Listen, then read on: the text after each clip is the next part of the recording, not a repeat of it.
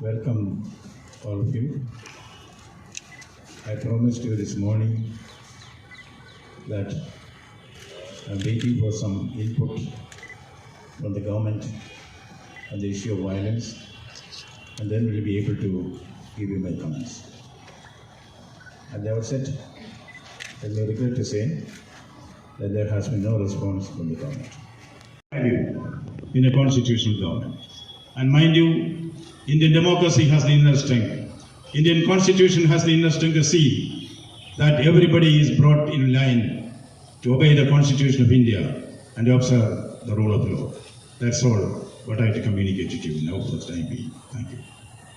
The incidents that took place yesterday, that is the unpardonable act from the government of preventing by my predecessors in office here, which has been flagrantly a violation. A constitutional authority like the Chief Minister or a minister cannot deface and defile the Constitution of India with immunity. There will certainly be retribution, there will certainly be nemesis. I am bound to act according to the Constitution of India. That the Constitution has been flouted many times does not mean it is going to be the role of the day. It is my bounden duty to see that constitutional provisions are invoked and the government is made to do whatever is constitutionally expected to do, mandated to do. That is what is going on here. Once again I repeat that there is the dance of death, the macabre, which is happening in many pockets of West Bengal.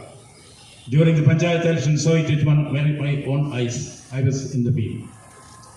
During this election also, there have been many instances of violence, murder, intimidation. This cannot go on. Worst is that when the poor people came to meet the governor with permission, truth has been prevented on these streets from reaching the place where it expected redressal to the grievances. Truth cannot be suppressed. Truth like murder will one day be out. What is happening now around me on the streets of West Bengal in many pockets? That is violence. Open violence, unbridled violence is something which is shocking, which is benumbing, deplorable to say the least.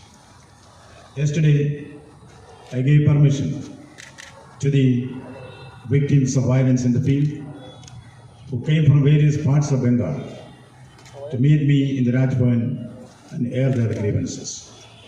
I was shocked to find that on one reason or the other, they were all prevented from exercising their democratic rights of defending their lives. It is an inalienable fundamental right in the Constitution of India. Every responsible government, every civilized government has a right to defend the Constitution. But here is flagrant violation of the Constitution, not once but many times, over and over again.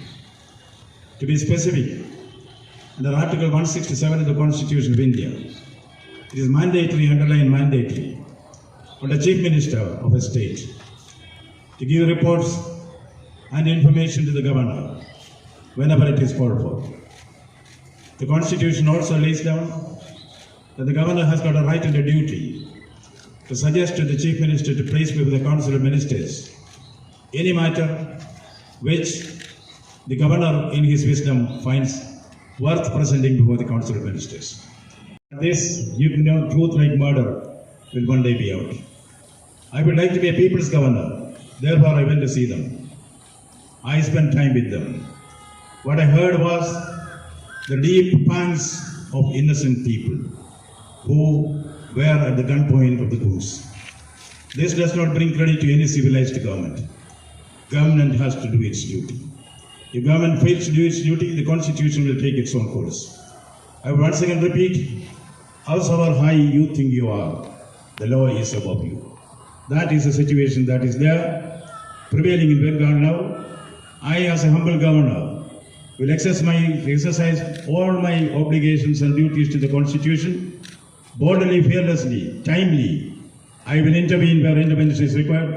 Whatever may the governmental independent Opposition along with the victims with valid permission of Honorable Governor, they couldn't enter in the Raj Bhavan.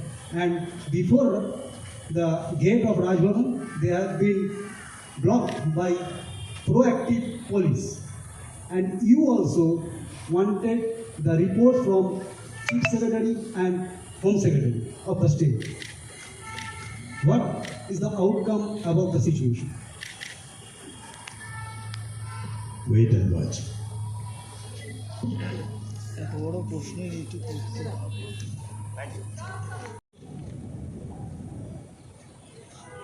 The opposition is a political aspect of that. The opposition leader has got his rights in democracy. Let him exercise it in his own way. I am more concerned about the people. What is of more relevance to me is that the innocent people have been prevented from meeting the governor, which is not a joke. And now that you have raised the issue once again, I am today going to write a letter in a sealed cover and send it to the Chief Minister herself, directly addressed to her about certain issues which now I am not revealing to you, but I can only reveal that my next step is writing directly to the Chief Minister of West Bengal to obey the Constitution of India. Many things happen once in a while for the first time. Let us also hope that it is for the last time. We will react to it certainly, effectively, proactively, within the Constitution, within the law. Nobody will be allowed to take the law in their hands, however high they think they are.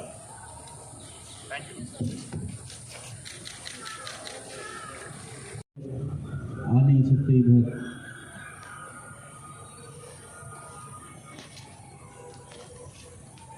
See, it is said, if the mountain does not come to Muhammad, Muhammad will go to the mountains. That is what happened today. Now, without me telling it repeatedly, the court has said it. If the governor has given permission for somebody to meet him, they will meet. I can only, as a person who respects the Constitution and the law courts, I will say, what the court has suggested will be done. Whoever wants to meet the governor of Bengal will be able to meet. Nobody can prevent them. If anybody prevents them, wait for the consequences. Sir, you're going to take some legal action following the silence on behalf of the government. Say, what do you mean exactly by that, and by when you are going to make that action? I do not have the answer for it with me now. Let me wait for the reply by my constitutional colleague, the Chief Minister. Then I will give the reply. How long? Not in words, but in action. I repeat, not in words, but in action. How long you are going to wait for her? Maybe 1 minute, maybe 1 day, maybe 1 week. Not more than that. Sir, one question from this side. Sir, it never happened before that somebody is and wanted to anywhere in appointment and he has been stopped outside. It never happened before, but yesterday it happened. So what do you